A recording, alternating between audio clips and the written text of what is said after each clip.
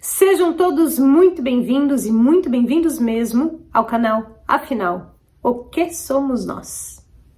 A Ana Carolina estava no último ano da faculdade de Biomedicina, em 1995, quando sofreu um acidente de carro e teve uma EQM. Ela sempre achou que tinha um porquê dessas coisas terem acontecido com ela e que chegaria um momento em que ela compartilharia essa experiência com as pessoas. Esse momento chegou. Com vocês, Ana Carolina.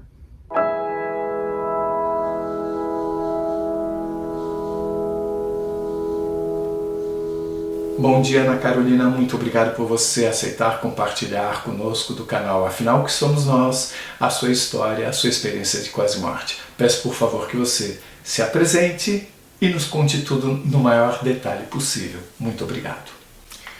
Bom dia, Carlos. Muito obrigado pelo convite e é assim com o maior prazer que eu tenho em contar essa história. Sou Ana Carolina Puga, sou biomédica, trabalho numa área hoje que eu amo de paixão e tive uma experiência de quase morte no ano de 1995, que foi durante um acidente de carro.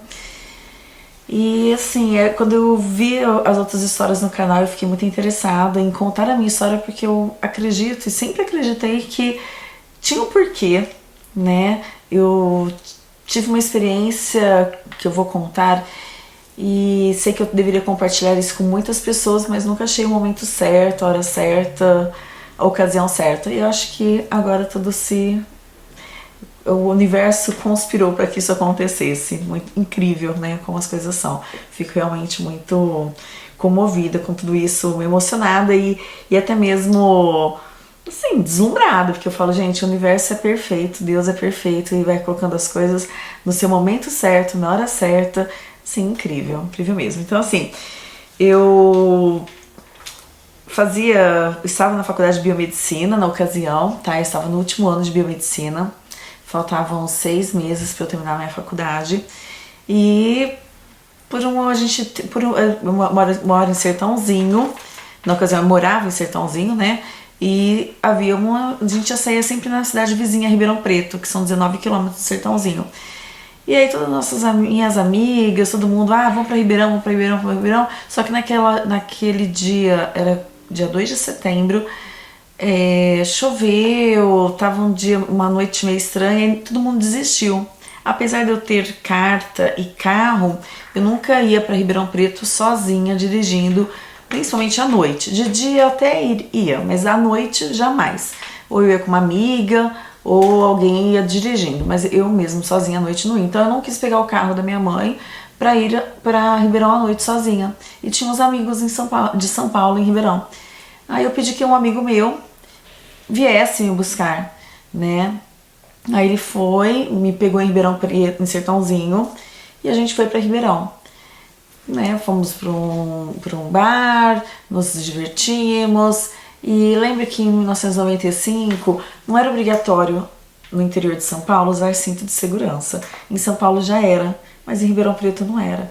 Então eu pus o cinto, né, bebemos, também não tinha lei seca, nada disso naquela época, não sei se você se lembra, era mais assim, não tinha todos os cuidados que se tem hoje.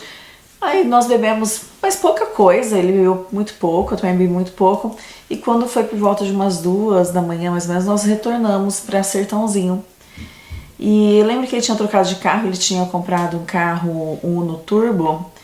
E eu adoro carro, eu gosto de velocidade, eu gosto mesmo, sabe? Eu piso quando eu tô dirigindo, eu não tenho medo, assim, eu gosto. E aí ele sabia que eu gostava, eu falei, não, ele falou, vou te mostrar como que o Ninho Turbo tá bom, como ele não perde velocidade na subida. E quando nós estávamos então voltando para Sertãozinho, saindo de Ribeirão Preto, primeiro, ele falou assim, põe o cinto, lembro bem disso. Eu falei, não precisa pôr o cinto, aqui não é obrigatório. Ele falou, mas ninguém anda no meu carro sem cinto, lá em São Paulo já tô acostumado, então você vai pôr o cinto. Aí eu pus com muita marra, assim, com muita má vontade, o cinto. Na ocasião, eu tinha 20 para 21 anos, né, ia me formar ainda aquele ano, então Então eu era bem nova, aquela coisa de meio adolescente, vou pôr por obrigação, mas não via a segurança que aquilo poderia ser, né? E fomos. Quando nós passamos entre Ribeirão Preto e Sertãozinho, tem um clube chamado Vale do Sol. E todo mês de setembro havia todo ano no mês de setembro havia uma festa, que era a festa fantasia. Aí quando nós passamos, é muito bem, porque tem 2 entradas. Sertãozinho tem a entrada do centro, que é logo, passou o clube, já tem a entrada que vai pro centro, e mais adiante, continuando, tem a entrada industrial. Então eu queria que ele entrasse pelo centro, porque eu ia ficar, e a gente passeava pela cidade antes de chegar na minha casa, porque minha casa fica mais perto da parte industrial. Mas quando nós passamos no clube, eu falei, esse aqui é o baile, né? Que seria na semana seguinte, na próxima semana. Eu falei, que legal, eu perdi a entrada do centro. Aí nós seguimos para a entrada industrial. E para a entrada industrial, a hora que passa, o clube desce, depois tem uma subida. Aí ele falou assim, eu falei, era para entrar aqui. Ele falou assim, agora deixa, vou aproveitar e vou te mostrar como que o carro não perde velocidade na subida. E ele pegou, eles estavam 140, 150, acho que 160 por hora. Ele subiu, a gente subiu, né? E eu não me lembro de mais nada. Foi assim um apagão. Foi um apagão mesmo. O que aconteceu? Né? Primeiro eu vou contar o que eu lembro, depois eu vou contar o que aconteceu. Então, não lembro da batida, não lembro de freada, não lembro de nada. Nada. Eu lembro assim, eu fui mexer no rádio e daí a pouco eu estava no colo da minha avó, fora do carro. Minha avó estava toda de branco, minha avó desencarnada, né, morta já. Estava toda de branco e estava comigo no colo. E tinha um senhor, todo de branco também, com ele no colo, que eu nunca tinha visto na minha vida. E olhava assim para toda aquela confusão, olhava para aquela situação. Aí eu via um canavial, porque lá em Ribeirão Preto, Sertãozinho, tem muito cana, né? E eu vi um canavial sem fim, assim, de fundo. E eu olhando pra minha avó, falei, vó, você tá aqui, o que você tá fazendo? Ela falou assim, calma, fica calma, tá tudo tranquilo. Eu falei, mas o que aconteceu? Ela, não, fica calma, tá tudo tranquilo. Eu vou te levar para um lugar muito especial. Quando você estiver boa, você volta. Eu falei, mas eu não posso ir. Ela falou, mas você vai. E ela foi flutuando sobre o canavial comigo no colo. E aquela imagem do carro, do caminhão que nós batemos, ficou para trás. Isso eu tenho perfeito na minha mente. Como se fosse hoje, assim, eu consigo ver ela como ela estava, eu consigo ver o carro, eu consigo, assim, ver a situação toda. Aquele senhor estava com seu amigo no colo. Aquele senhor estava com meu amigo no colo. Não vi mais eles, eu fui subindo. Ele também ficou para trás? Ele também ficou para trás e eu fui. Não fiquei mais sabendo dele. Aí eu só me lembro depois, eu sentada num quarto branco, uma cadeira branca, tipo uma poltrona que me abraçava, branca, tudo muito branco, muito branco, muito branco, muito branco. Frio, tipo assim, tinha uma temperatura, não era quente, não era calor, era uma temperatura amena, mas assim, mais frio. E tinha uma tela na minha frente. Eu não lembro o que tem na tela, mas assim, tinha uma tela muito grande e eu sei que passavam coisas passadas, presentes e futuras naquela tela, o momento todo. Isso que eu lembro. Eu não lembro assim o que exatamente passava, mas eu lembro, eu tenho a sensação do que passava, eu tenho o sentimento, não sei como explicar isso, mas eu tenho o sentimento do que estava passando e tenho o sentimento do que ia acontecer. E um sentimento assim de que havia um comprometimento meu, um espanto, tipo assim, alguma coisa que eu vi que me espantou, que me fez ficar consciente de uma situação e me fez me comprometer com o futuro. Uma coisa bem assim doida, sabe? Tipo, não sei explicar como que é, mas é algo que realmente me envolveu. Me envolveu no passado, né, quando eu vi tudo aquilo, alguma coisa me espantou, passado, presente, futuro, e ao mesmo tempo me fez assim ficar presente naquela situação e me comprometer com o futuro, mas eu não sei o que era, mas isso foi o que eu estava vivendo. Enquanto isso, lá do outro lado, o que tinha acontecido? Nós, na hora que ele subiu, nós batemos num treminhão, num caminhão de cana, que é um caminhão que tem 3 carretas, carregado de cana, com toneladas de cana. E quando o motorista percebeu que saía uma fumaça da cana, porque a hora que o carro bateu, ele começou a incendiar a cana. Na hora que ele percebeu que saiu uma fumaça da cana, ele foi ver o que aconteceu. Isso ele já tinha andado uns 500 metros, 1 quilômetro, 2 quilômetros mais ou menos, com a gente puxando o carro, porque o carro perto da tonelada de cana é muito leve. E aí, quando ele viu que tinha um carro atrás do treminhão, ele começou a jogar o caminhão para frente, para trás, para frente, para trás, para soltar o carro. Tudo isso eu sei porque o motorista foi me visitar e me contou, porque senão eu não saberia. Aí ele tirou o carro do caminhão, conseguiu tirar o carro do caminhão. Era um homem negro de 2 metros, bem forte, magro, mas porém forte. Conseguiu puxar o carro e ele tirou meu amigo, né? Tirou o motorista do carro, colocou no asfalto e não viu que tinha outra pessoa. E pegou o carro que estava incendiando, jogou pro canavial. No que ele jogou pro canavial, meu braço caiu do lado direito. Aí ele viu que tinha uma outra pessoa. Só que a minha porta ele não conseguia abrir, muito menos eu, porque como eu pus o cinto, e o meu amigo pôs o cinto também, quando nós batemos a 160 por hora, foi um impacto tão a cega, sem breque, perícia não teve, fez perícia no local, não teve uma brecada, nós batemos sem ver. A gente bateu, teve uma desaceleração, teve 2 coisas. Primeiro, a gente bateu o banco, a gente foi pra frente, o cinto segurou. No que o cinto segurou e a gente voltou pra trás, o banco quebrou e a gente entrou embaixo do caminhão. Então o cinto me salvou. Essa foi a primeira lição. Não ande sem cinto, o cinto me salvou. Segunda coisa também, como a gente teve esse impacto, a gente teve desaceleração do cérebro, bateu o cérebro na caixa craniana, foi como o Ayrton Senna, a gente bateu o cérebro com 160 por hora na caixa craniana e voltou, então a gente teve um edema cranial muito grande, a gente teve assim uma deformação até mesmo de caixa craniana por conta do impacto. E aí a gente caiu. Então quando ele viu meu braço, eu tava coberta de cana embaixo do caminhão, ele tinha chanteado o carro, deitada no banco. Aí ele abriu o bagageiro de trás do carro, o porta-mala, né, do carro, do Uno, que é o reto, né, ele abriu e cortou com um podão, ele cortou o cinto e tentou me tirar. Ele disse uma coisa que me estranhou muito, né, que eu nem coloquei na minha descrição, por escrito quando eu te mandei, mas uma coisa que me chamou muita atenção é que ele disse que quando ele me puxava para fora do carro, uma força muito maior que ele puxava eu e ele pra dentro do carro. Que foi assim incrível. Ele me puxava pra fora, alguma coisa muito, mas muito mais forte. Um homem de 2 metros, bem forte, negro, né?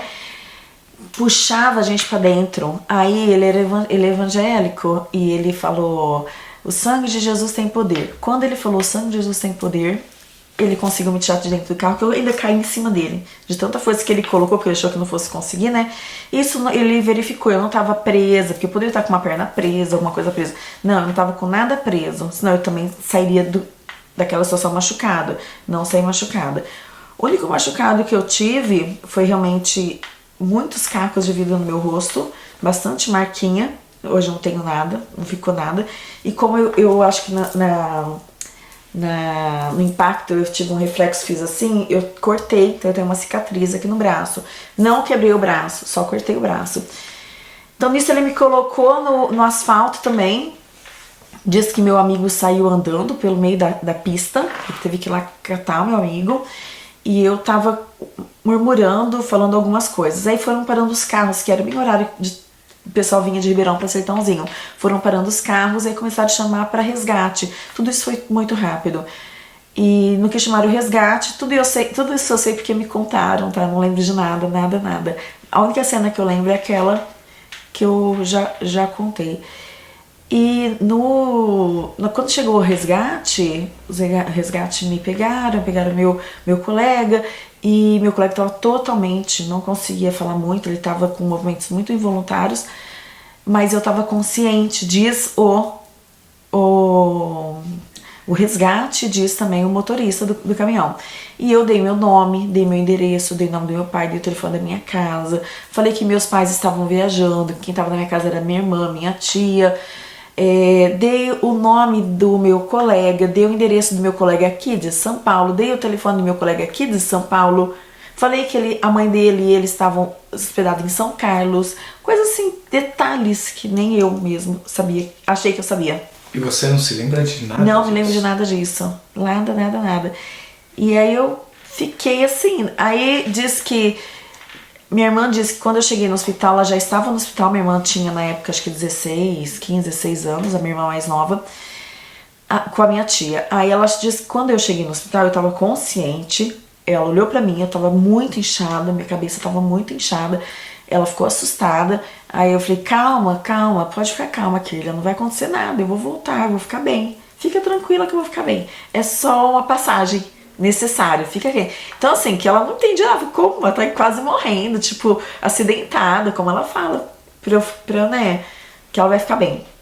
E que eu entrei, aí como o Sertãozinho não tinha tomógrafo, não tinha nada disso, porque não tinha essas tecnologias lá, a gente foi enviado para Ribeirão Preto no dia seguinte. Aí saíram as 2 ambulâncias para Ribeirão Preto. Saiu a ambulância dele e a minha. De acordo com amigas minhas também que moram ali na cidade, disse que o centro parou quando as ambulâncias saíram, porque foi uma coisa assim, foi um acidente muito trágico e foi uma coisa assim, numa pista que já morreram muitas pessoas já morreram ali por acidente. Então, tipo, achavam que era mais uma que ia morrer por conta do acidente. Então, foi assim, uma coisa muito ruim. Aí a gente foi para Ribeirão Preto, fomos transferidas para Santa Casa de Misericórdia de Ribeirão Preto. Eu fazia estágio, na época eu fazia estágio por conta da faculdade, eu fazia estágio na Santa Casa. Tinha feito estágio no primeiro semestre na Santa Casa. No segundo semestre, que foi setembro, eu já estava estagiando no Hemocentro de Ribeirão Preto, que era onde eu queria fazer, no laboratório de HLA, que eu queria fazer mestrado em transplante. No que de HLA? HLA. HLA é um teste que faz para ver se a medula óssea é compatível com outros, se os transplantes são compatíveis. Então, em setembro, eu estava nesse laboratório fazendo estágio para prestar um mestrado em janeiro, que seria a prova do mestrado. Então, eu tinha que fazer 6 meses de trabalho junto com o professor orientador para depois eu ser orientada e aceita no programa de mestrado da USP. Então, que eu queria seguir carreira acadêmica, queria seguir toda essa questão de fazer o mestrado, doutorado, enfim. E eu conto isso porque justo naquele semestre, né, que eu estava totalmente focada, dedicada, e eu sempre fui muito estudiosa, sempre fui muito, assim, eu era uma das melhores alunas da minha faculdade, da minha sala, então eu sempre fui muito assim, sempre tive notas ótimas, sempre fui muito aplicada, sempre assim, desde pequena, então assim, pra mim, minha carreira profissional era muita coisa importante. E eu tinha conseguido o estágio que eu queria, no laboratório que eu queria, dentro da USP, então assim, eu tava vivendo uma situação muito boa, né, assim, tudo que eu estava procurando estava acontecendo. E aí quando aconteceu esse acidente, parece que tudo interrompeu, e parece que tudo que era antes e o que ia ser depois ia ser modificado, né. Mas então naquela circunstância, quando eu fui para Ribeirão Preto, eu fui lá para Santa Casa de Ribeirão Preto, eu já tinha feito estágio lá no semestre anterior, então as pessoas me conheciam. Aí eu fui para a CTI, meu amigo também foi para a CTI, eu já estava em coma, ele também já estava em coma. Ele ficou 12 dias em coma, eu fiquei 2 dias em coma. Isso foi numa sexta para um sábado, eu fiquei lá do sábado, fiquei no domingo à noite, à tardezinha eu fui pro quarto, 1 dia e meio mais ou menos. No domingo à tardezinha eu fui pro quarto. Meus pais estavam viajando. Meus pais estavam no Paraguai, porque meu pai tinha uma linha turística que levava o pessoal para fazer compras, aquele turismo comercial no Paraguai. Então ele saía toda sexta-feira de manhã, de madrugada, acordava lá no sábado de madrugada, eles compravam sábado, domingo, voltavam, sempre chegava domingo de manhã, domingo à tarde, enfim. Quando aconteceu o acidente, que minha mãe ficou sabendo, no sábado de manhã, ela não conseguiu voo para voltar. Então quando ela chegou domingo de manhã, desesperada, achando que eu estava morta. Porque achavam assim, ai não, ela tá bem, vem pra cá, ela tá bem. Mas eles achavam assim, ai, um acidente como esse, não vou encontrar minha filha viva, né? Vieram então assim, com muita angústia, aquela viagem deles, eles me falam.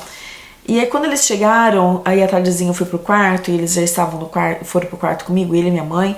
acho que minha tia e mais alguém, meu pai, minha mãe, minha tia e mais alguém, eu tava assim, conversando algumas coisas, eles não se lembram o quê, eu não me lembro nada, e só sei isso porque me contaram. E a minha mãe tinha viajado a noite toda, tava lá comigo, ficou lá esperando eu ser liberada pro quarto. Quando eu fui pro quarto, ela ficou comigo lá a tarde toda. E ela disse que quando foi assim, no finalzinho do dia, quase comecinho da noite, eu comecei a chorar sem parar. Chorava.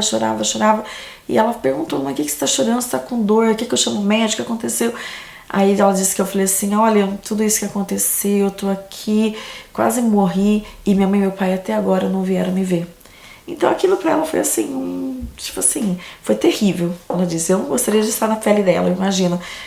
E ela ficou assim, gente, como não? Eu sou mãe dela. Ela não sabe que eu sou mãe dela. Então aí eles começaram a ver que eu tava com amnésia. Eu não sabia quem era ninguém, que eu não conhecia ninguém, eu não sabia nada. Eu conversava as coisas, mas aí a pouco eu não sabia com quem eu tinha conversado, quem era um, quem era o outro, quem era nada. E aí o neurologista, um dos melhores neurologistas de Ribeirão Preto, que era na época um dos diretores da Santa Casa, fez vários exames, falou que pelo eletro, pelo tomo, tava com edema, tava inchado, tenho trauma, tenho a amnésia pós-traumática, mas que talvez não fosse o caso. Mas aquela amnésia minha, aquele esquecimento, não era uma coisa comum dele ver pelo grau de comprometimento fisiológico, sei lá, que eu tive, né, na cabeça, sei lá. E aí eu fiquei assim, aí eles ficaram muito chateados, muito tristes, mas muitas pessoas foram me visitar. Eu fiquei uma semana no hospital, dizem minhas amigas. Uma amiga minha dormiu comigo. Quando as campainhas dos outros quartos tocavam, eu falava assim, achava que era aquelas campainhas que o paciente chama, né? Eu falava, Elaine, por favor, fala que eu não vou na festa, não. Fala que eu tô doente, que eu não vou naquela festa, não. Então, assim, eu tinha surtos de coisas que eles não entendiam. E chegou aí pessoas, os diretores da faculdade, professores meus, reitor, acabaram indo me visitar, porque não acreditavam que eu, faltando 6 meses para me formar, um pouco menos, né, talvez 4, fiquei com amnésia total, fiquei totalmente esquecida. Porque todo mundo foi chocado mesmo. E saí assim do hospital. E foi assim durante 45 dias com essa amnésia. Não lembrava de nada, não sabia quem era quem. Lembro que minha mãe conta, né, que quando minha irmã chegou de um programa que ela veio aqui do Serginho, em São Paulo, que ela estava no colegial, ela passou pro meu quarto, minha mãe disse que eu chamei ela, falou, que ele foi no programa. Disse minha mãe que eu ficava vendo assim o programa, vendo ela, e eu falava, não, essa daí não é minha irmã, essa não é minha irmã. E quando ela chegou, que ela foi no meu quarto, eu falei, não, você não é minha irmã. Então assim, umas coisas que foi estranho, né? A gente não sabe explicar, não sei o que acontece. E como eu tenho uma filha, e minha filha na ocasião tinha 5 anos, 6 anos, ela nem ficou perto de mim nesse período porque a gente tinha medo, minha mãe e meu pai tinham medo de traumatizá-la. Eu olhar pra ela e falar, não sei quem é você é da minha filha. Então ela ficou um pouco afastada durante esse tempo, ficou na casa do pai dela, que nós já éramos separados. Então foi assim, bem traumático pra família, mas eu não senti nada. A única coisa que eu lembro é realmente aquele lugar que eu estava. É a única coisa que eu lembro. Eu sei de tudo isso porque as pessoas foram me contando. E conforme elas foram me contando, eu fui criando algumas imagens na minha cabeça. Mas porque elas me contaram. E não porque eu tenho a lembrança de que eu me lembro disso. De forma alguma. Não sei nenhum detalhe, não sei de nada. Até que um dia, uma amiga minha me visitou em casa. Que ela ia todo dia, toda semana. Nem sei a frequência. A Maísa. E toda vez que ela ia, que ela conversava comigo a tarde toda, tudo, falava da faculdade, o que tinha acontecido, ela ia embora. Toda vez que ela ia embora, eu falava pra minha mãe, nossa mãe, aquela amiga minha, Maísa, nunca mais veio aqui, e ela tinha acabado de sair, então eu tava nessa situação. Mas aí nesse momento você já a chamava de mãe mesmo, achando que não fosse sua mãe? Eu não lembro, minha mãe disse que eu chamava ela de mãe, chamava meu pai de pai, mas eu não me lembro dessa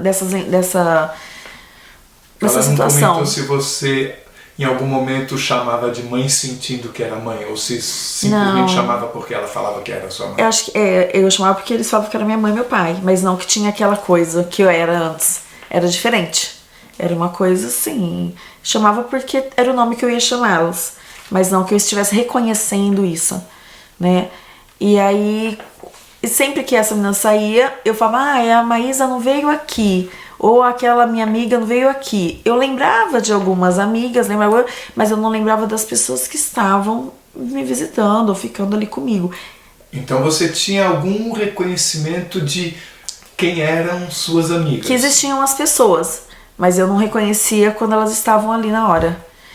E aí teve um dia que ela estava comigo e ela falou, Carol, e teu braço está melhor? A partir daí eu lembro de tudo, né? Foi uma tarde, eu tava deitada na minha cama, ela falou, teu braço está melhor? Aí eu olhei pro meu braço, eu falei, você nem sabe o que aconteceu. Aí todo mundo achando que eu fosse me lembrar do acidente. Ela falou, o que aconteceu? Quer contar? Eu falei assim, eu fui no McDonald's, não tinha carne, não tinha hambúrguer, eles moeram meu braço pra fazer hambúrguer. Aí saíram assim, pirou, né? Tá louca agora, pirou de vez, ela foi embora. Só que nesse dia eu cheguei na minha mãe e falei, mãe, você não acredita, a Maísa não sabe o que aconteceu, não sabia o que tinha acontecido com o meu braço? Aí minha mãe falou assim, a Maísa tava aí? Eu falei, tava, você não viu? Aí eu comecei a lembrar, a partir daí eu lembro de tudo. Aí eu lembro da minha mãe, falou, nossa, você lembra que a Maísa veio? Eu falei, lembro, por quê? Não, porque todos esses dias você não lembrava. Eu falei assim, Aí eu comecei a lembrar do antes do acidente. Eu falei, olha, eu não sei o que aconteceu, mas eu lembro que eu tava passando ali pelo Vale do Sol, e aí as pessoas começaram a me contar. Eu não lembrava de mais nada, eu lembrava só ali do Vale do Sol, e a imagem que eu tenho, eu passando pelo Vale do Sol e eu trocando uma estação do rádio. Mais nada. Naquele instante você já reconheceu sua mãe como sendo sua mãe? Sim, aí tenho lembrança que sim, que eu reconheci ela, que eu reconheci minha irmã, que eu reconheci as pessoas ali, aí eu comecei a lembrar, assim, ouvir. Aí eles começaram a me contar o que aconteceu. Nossa, caramba, aconteceu tudo isso. Nossa, mas já tem 45 dias. Tipo assim, comecei a ficar... Aí sim, comecei a tomar consciência do que estava acontecendo. Comecei a tomar consciência do que tinha acontecido. Só que aquela imagem com a minha avó, ela naquele momento ela não veio. Ela foi vir depois. Assim, primeiro eu vim, né? Relembrei tudo isso. Mas eu não falei pra minha mãe, não, mãe, é que eu estava num lugar assim, assim, assim. Não, eu fui vivendo ali normal.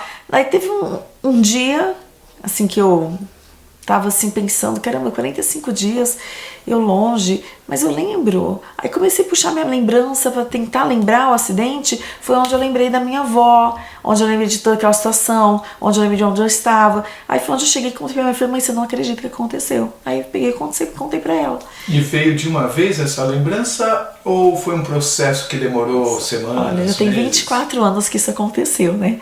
Eu acho que foi assim, foi vindo aos poucos, foi clareando. E cada vez que eu conto, parece que vai clareando um pouco mais. Mas aquela sensação de que algo tinha acontecido foi logo nos primeiros momentos ali com a minha mãe, com o pessoal. Porque mesmo eu reconhecendo minha mãe, reconhecendo as pessoas, estava tudo muito diferente. Tava tudo muito diferente. Não eram as mesmas pessoas, não eram as mesmas situações. Não sei, parece que algo tinha mudado dentro de mim, que eu comecei a reconhecer as coisas, as pessoas de uma forma diferente. Eu não sei o que meu pai, minha mãe, minhas irmãs pensam a meu respeito antes e depois do acidente, mas assim, eu mesmo, em mim, eu mudei bastante, assim. Eu deixei de ser tão ansiosa, eu comecei a me controlar um pouco mais. Quando as coisas começavam, quando eu queria muito alguma coisa, eu ia até conseguir. E aí eu comecei a prestar atenção mais nos sinais, eu comecei a perceber coisas que eu não tinha percebido no dia do acidente, que eu poderia ter percebido, eu não percebi. Eu comecei a perceber e comecei a dar um valor um pouco maior para minha família, porque, poxa, eu quase morri. Se eu tivesse morrido, minha filha, e minha mãe, e meu pai, e todo mundo, como ia ser? O que eu ia fazer? Entendeu? Então eu comecei a ficar mais assim, mais junto, mais protetora, mais perto deles, e comecei a ficar mais sempre fui muito dedicada, sempre fui muito focada, sempre fui muito estudiosa. Mas aquele último ano, 95, janeiro, fevereiro, março, abril, eu tava assim bem, muito abalada, saindo. Não que eu ache isso errado, de forma alguma. Eu tinha 21 anos, eu tinha recém me separado, casei muito nova, me separei muito nova, tive filha muito nova. Então comigo as coisas aconteceram muito rápido. Então eu tava aproveitando um pouco a minha vida, mas eu acho assim que eu tava meio que me desviando do meu caminho. Então eu tenho o acidente como algo, essa experiência toda, algo que me fez voltar pro meu caminho e fez falar assim, ó, senta aí, para aí, olha qual é a tua missão, olha o que você fez, o que você faz, você tem que fazer ainda. Então, ó, você volta, mas volta focado na sua missão. Então eu voltei com essa sensação, eu voltei com essa lição, vamos dizer assim, com esse comprometimento. E sem medo, voltei sem medo. Eu poderia ter ficado traumatizada, não é? De andar de carro. Poderia não pegar a estrada para Ribeirão Preto. Eu poderia não confiar em alguém que estivesse dirigindo. Eu voltei sem medo de estrada, sem medo de dirigir, sem medo de carro, sem medo de... Não tive esse medo. E o medo da morte? Também não, acho que não tem. Olha que eu pego avião pra caramba, voo muito. Você tinha antes medo? Eu acho que eu tinha, porque assim, antes dessa situação, eu passei por uma outra experiência muito pior, no meu ver, tá? E aquilo já me deixou um pouco... Aquilo me traumatizou. O que eu passei antes, que foi em 93. Aquilo me traumatizou muito. E o acidente parece que me curou daquele trauma. Não totalmente, porque tem coisas que a gente carrega, né? Mas eu acho que do medo da morte, sim. Porque também foi um outro envolvimento, uma outra questão que eu quase morri. E não tive essa experiência, né, de quase morte no sentido de ver minha avó, de estar num lugar, de estar ver que existe realmente sei lá, um lugar além daqui, não é só a terra. Então isso eu tenho certeza dentro de mim, que quando a gente morrer, né, sei lá, fechar os olhos deste corpo, a gente não tá morto, a gente tá vivendo nossa vida real, né, nossa vida que talvez não seja aqui. Aqui a gente tá passando um momento, aprendendo, ensinando, vivendo, experimentando experiências pra gente poder saber lá o que fazer com isso lá futuramente, porque eu não tenho as respostas. O que eu tenho é assim, que eu voltei me sentindo mais comprometida com a minha vida, com as minhas coisas, com a minha filha, com a minha mãe, com o que era meu aqui, né, nesse momento, com o que me foi dado para eu cuidar, para eu estar junto neste momento, e com a missão que eu tinha. E aí quando eu olho hoje, onde eu alcancei e quantas vidas eu impactei com a minha vida nessa estrada após esse acidente, eu fico assim, caramba, né? Parece que eu não podia morrer mesmo. Eu tinha que estar aqui, eu tinha que continuar minha missão, porque eu revolucionei a minha área, eu revolucionei a vida de muitas pessoas, muitos biomédicos, muitos farmacêuticos, muitos enfermeiros, porque eu fui atrás daquilo que eu achei que eu tinha que ir, entendeu? Que eu senti que era a minha missão. O que você viu fora do carro, logo depois do acidente, as imagens que você viu do acidente, o seu amigo no asfalto e outras coisas, foram confirmadas como tendo sido exatamente assim por outras pessoas? Foram confirmadas assim, porque depois, quando eu voltei para casa do hospital, que eu fiquei mais uma semana no hospital, voltei para casa, o motorista foi me visitar e ele me contou do ponto de vista dele, da versão dele. O que ele me contou? Ele me contou que o carro estava saindo fumaça. Foi o que eu vi. Um carro saindo fumaça, né? Me contou exatamente o local, passei lá no local onde foi o acidente, realmente tinha o canavial. E o que você viu? Assim, detalhe, o que você enxergou assim que você se viu sendo carregada pela sua avó? Ó, eu lembro que eu tava desse lado, minha avó, eu olhei pra ela tava aqui comigo no colo, toda de branco, ela tinha um olho meio claro, com um olho claro, e ela foi... Aí eu olhei pra cá, eu vi o carro pegando fogo, assim, uma fumaça, um caminhão e pouca coisa, não muito focado.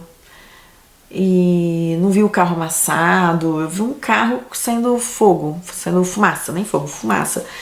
E a hora que ela foi subindo, eu vi o canavial ficando embaixo da gente.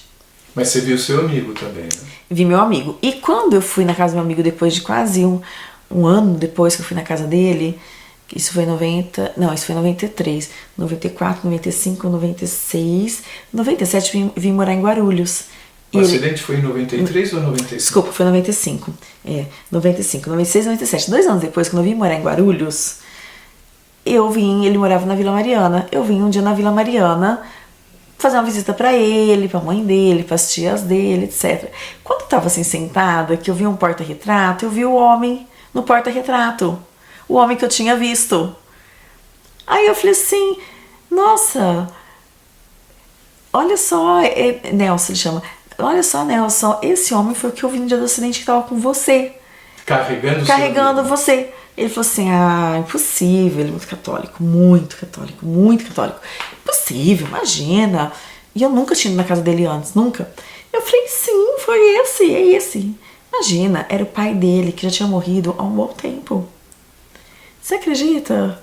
Assim, eu fiquei chocada. Aquele dia, minha história, assim, não foi um sonho, não foi um delírio. Você entendeu? Porque até então eu achava, eu fiquei lá com os remédios, fiquei delirando, sonhando. Mas aquele dia, como que eu ia sonhar e ter um delírio com uma pessoa que eu nunca tinha visto na vida?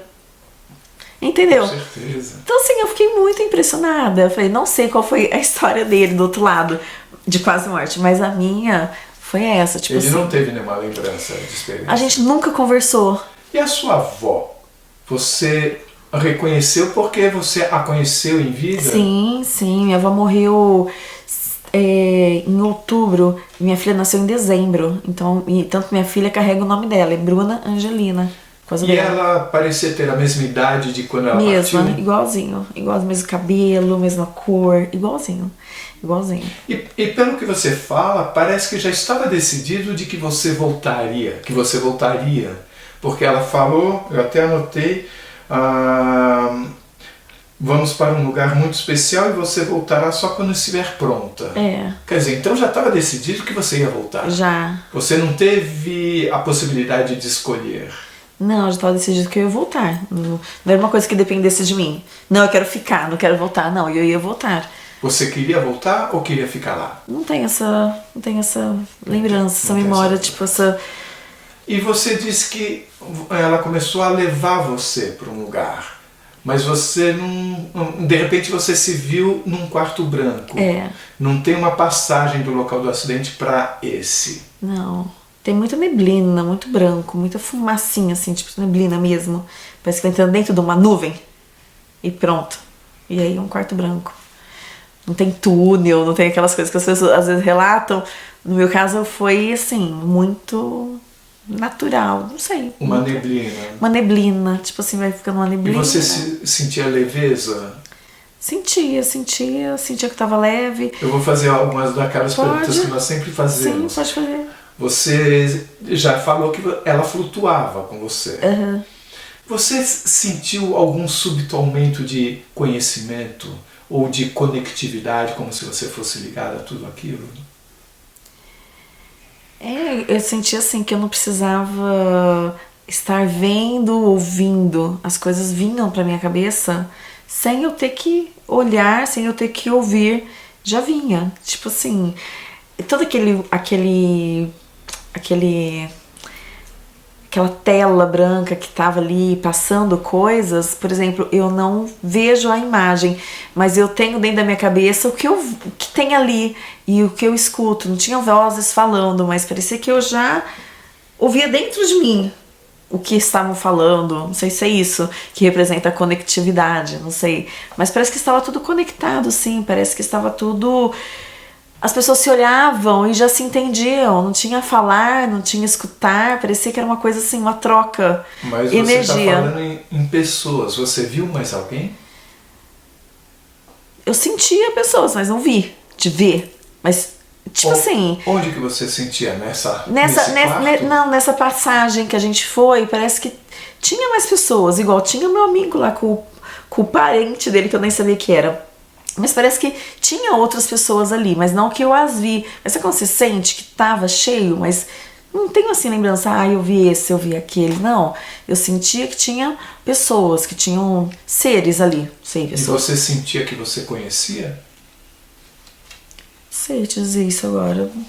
Acho que não que fossem pessoas próximas, mas que fossem pessoas, talvez que tivesse já tido um convívio, mas não alguém próximo. Quando eu falo em conexão, é que muitas pessoas comentam que durante a experiência elas se sentiam parte de um todo. Essa sensação você não teve? Acho que é isso, a parte de um todo, talvez é isso, que as pessoas estão ali todas conectadas e no sentido, não precisa falar, não precisa ouvir, parece que o que o outro tá pensando, você entende o que o outro tá pensando. E foi assim, igual quando eu estava naquele ambiente branco, naquele quarto branco, tudo aquilo que eu via, ouvia, não era visível e não era audível, mas eu sabia que eu estava ouvindo e que eu estava vendo. Uma coisa doida, parece que estava tudo conectado mesmo. E tinha assim, seres perto, não vou te falar quem era, eu lembro que tinha assim, seres ao redor, né, tudo de branco junto, mas não que eu estivesse vendo, esse aqui, não, seres, parecem seres todos iguais. Tipo... Alguém já falou pra mim em outra situação que é como se ele enxergasse através do sentimento e não através dos olhos. E não através de olhos, mas é como se o sentimento enxergasse. Isso faz sentido pra você? Faz sentido, é como se fosse uma troca de energia. A gente tá aqui, eu tô te olhando, mas eu não tô te olhando com esses olhos, e sim com um olho energético que capta tudo o que você é, o que você tem e traz pra mim. Uma coisa estranha, assim. Você, sabe, tipo... com relação ao tempo também, você teve alguma sensação diferente de como o tempo passa aqui ou nesse lugar onde você estava? Pra mim passou super rápido, mas quando falaram que foi 45 dias... Eu acho que, então, foram 45 dias lá, mas não é o mesmo tempo, entendeu? Não é que fiquei 45 dias, agora é noite aqui, agora é dia. Não tem isso. É contínuo, é uma coisa contínua. Parece que assim, que eu sentei, comecei a assistir um filme, e quando acabou o filme, eu voltei. E quando eu voltei já tinha se passado 45 dias. Do jeito que você fala, dá a sensação de que o filme que você viu te preparou melhor para o que você tinha que fazer daí por diante. Sim.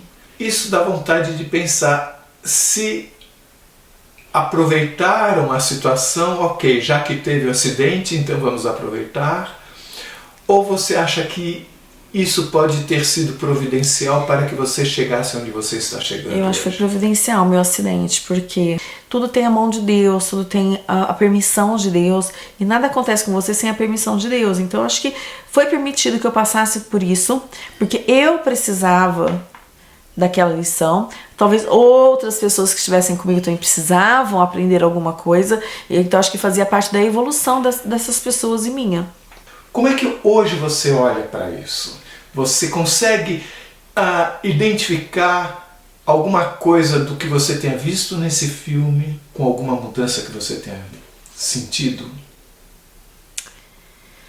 É uma pergunta complexa, porque assim, essa mudança que eu tive realmente não foi por conta do acidente. Porque na outra ocasião que aconteceu outro acidente, eu também passei por uma experiência, negativa, mas não foi o suficiente para mudar o jeito que essa mudou, porque as lições, o aprendizado, o lugar onde eu estive, onde eu passei, foram coisas assim, muito supremas, para, uma vida terrena que a gente vive. Tipo, não sei, nem todo mundo vai passar por isso. Eu passei, eu experimentei isso e aprendi. Então, acho assim que as coisas que me foram mostradas, me foram apontadas, corrigidas ou, porque a gente tem livre-arbítrio, me mostraram e cabe a mim voltar e fazer o certo ou não.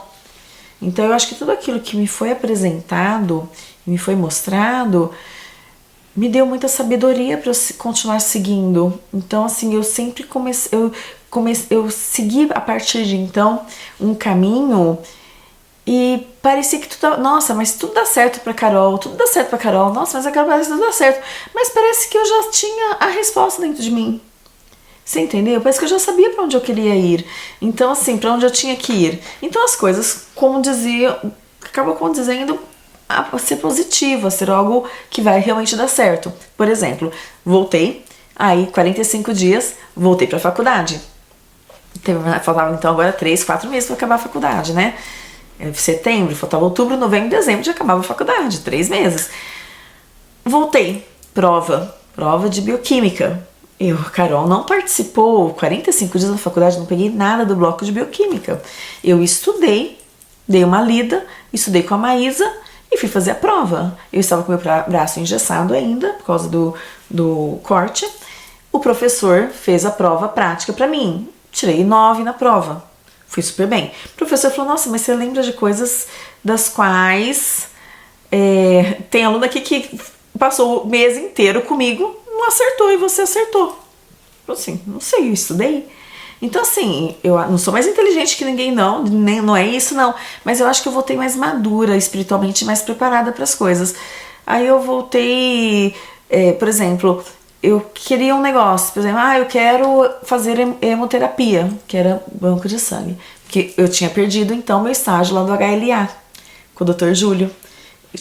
Voltei lá e ele falou, Ana, você tem que fazer mais 6 meses de estágio, que seria de janeiro a julho. Eu falei, Dr. Júlio, desculpa, mas eu não quero, eu quero começar a atuar em alguma coisa. Aí eu fui do outro lado, do mesmo prédio, do outro lado, fui pro Hemocentro.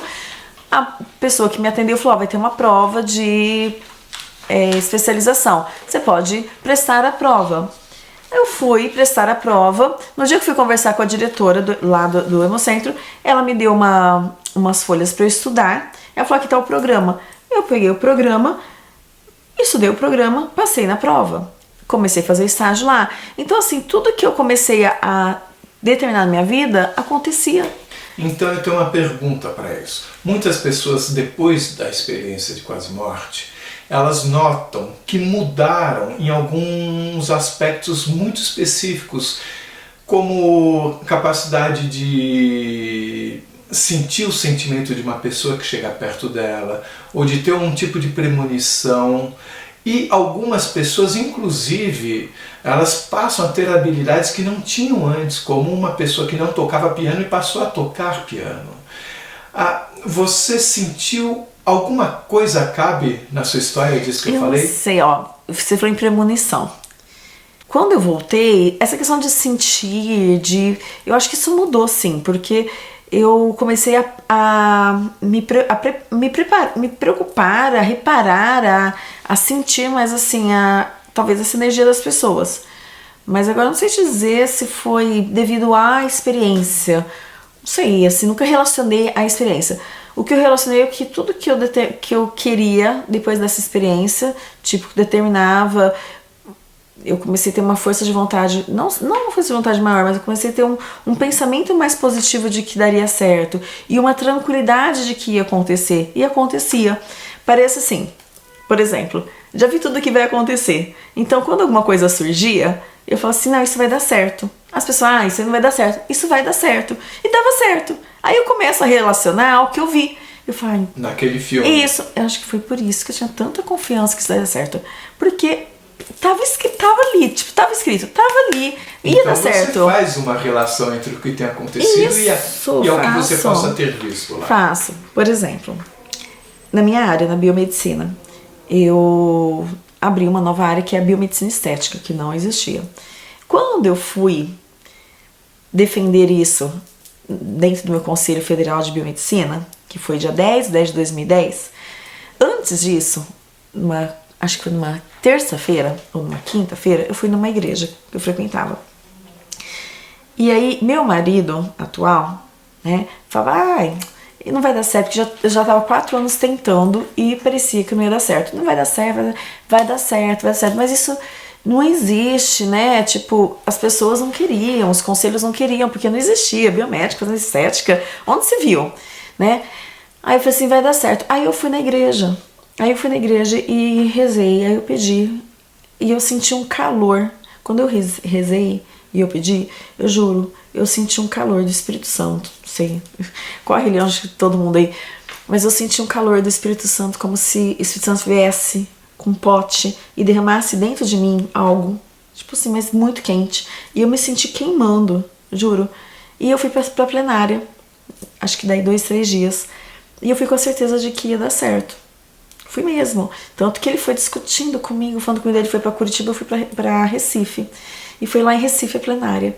E aí eu fiz lá de 20 minutos, eu fiquei 2h30 palestrando a respeito do assunto e foi aprovado. E abriu uma nova área que libertou muita gente das amarras dos laboratórios, de ganhar pouco, então deu uma liberdade para as pessoas, para os profissionais biomédicos. Em seguida vieram os farmacêuticos, depois vieram os enfermeiros e agora os dentistas. Então foi uma coisinha que eu fiz ali que abriu um mundo. Isso em termos de Brasil? Em termos de Brasil. Ou em termos de mundo? Não, em termos de Brasil.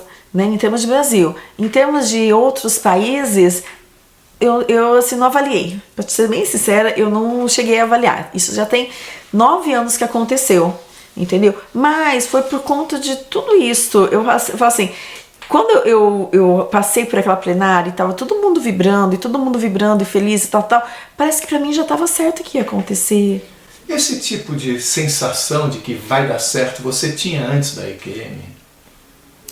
Não, eu acho que era mais pessimista, eu acho que era mais negativa, eu acho que era muito assim.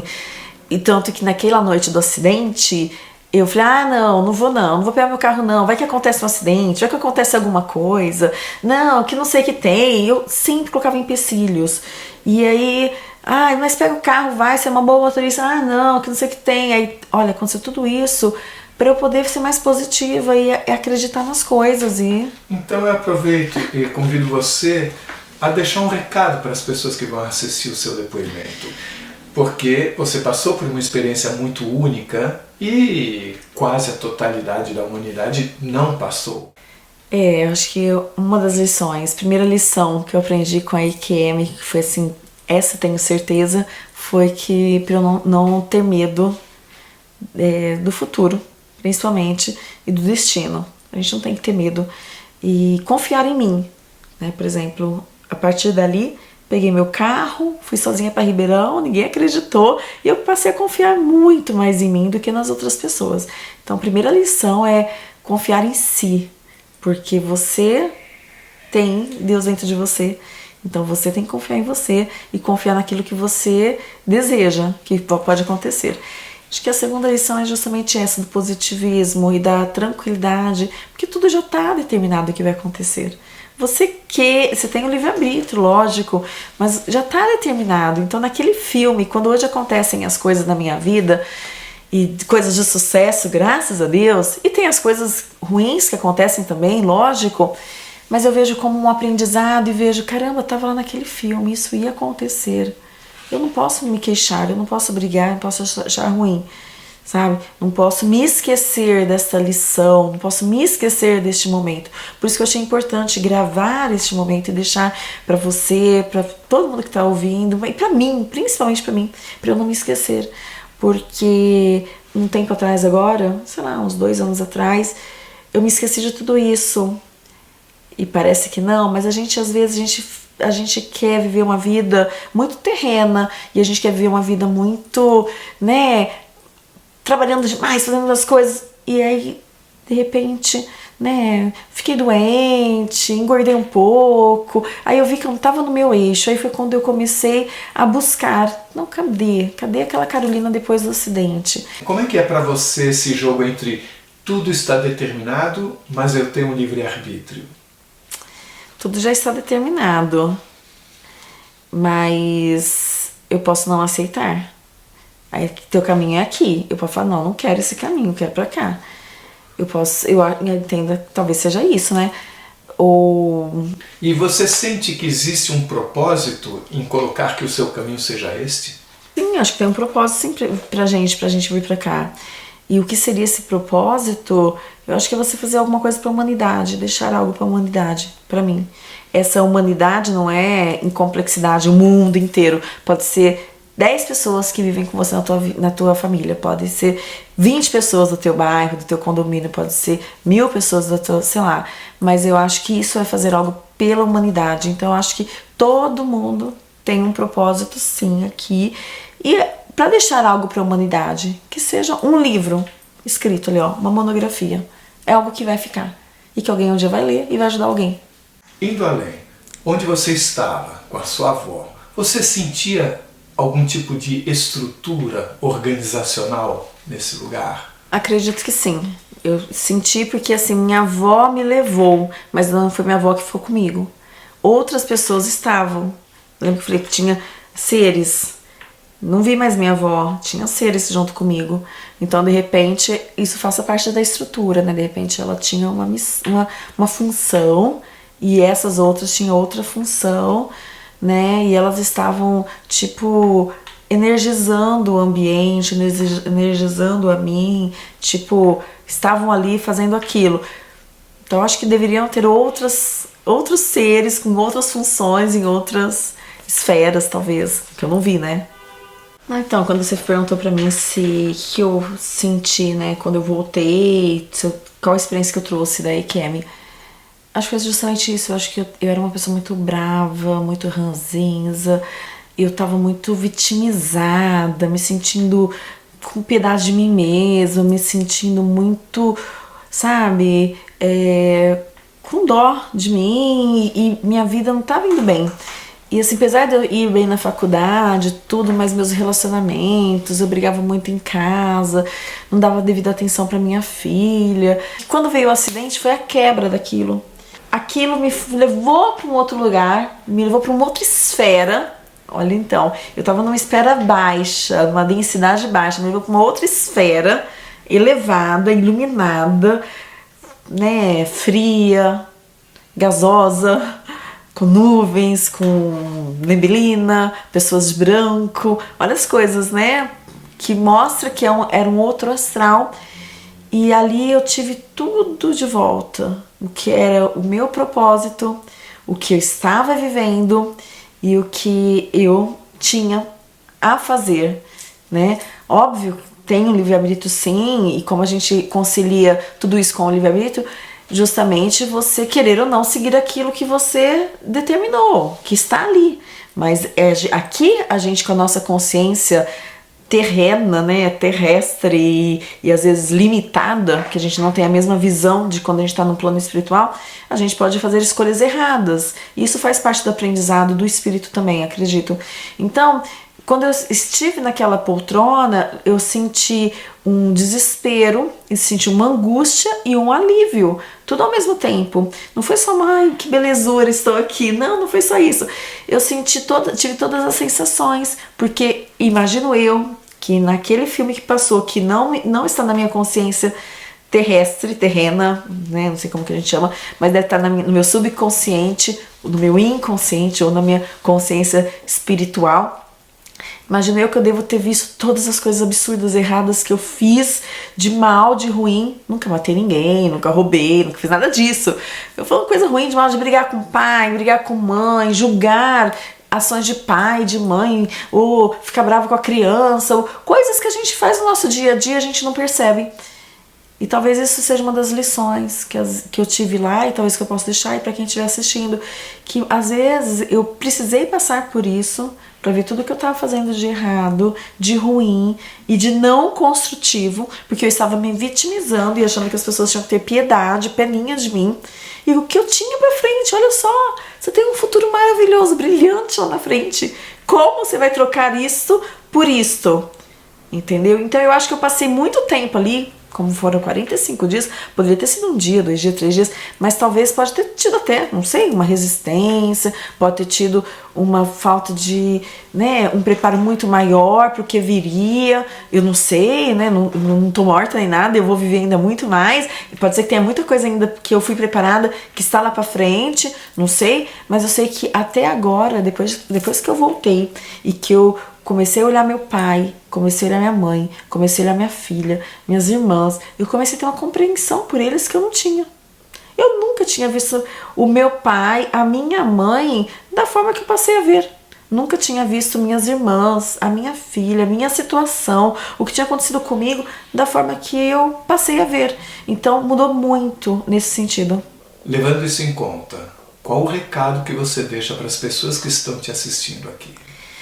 O recado é que ninguém precisa passar por uma experiência de quase morte para às vezes olhar o que está fazendo para aqueles que estão próximo ou para onde está conduzindo a sua vida. Talvez a gente possa fazer isso conscientemente, como terrestres mesmo, né? Com a nossa consciência física, analisando os pontos, vendo onde eu posso melhorar, o que eu não posso, e sempre acreditando que todos nós temos um futuro lindo, maravilhoso e brilhante pela frente. Ninguém vem pra cá com o propósito de ser uma pessoa ruim. Não acredito nisso. As pessoas vêm pra cá com propósitos bonitos. E por que não segui-los? O que nos impede? Se você gostou, por favor, se inscreva no nosso canal. Dê muitos likes, faça comentários, compartilhe com os amigos, toque o sininho que você sempre fica sabendo quando chega vídeo novo. E se você tem alguma dúvida ou passou por uma EQM e gostaria de compartilhar sua história com esse mundão, por favor, nos escreva. O nosso e-mail é afinal.oquesomosnós@gmail.com. Essa é uma nova fronteira do conhecimento humano. Vamos juntos atravessá-la?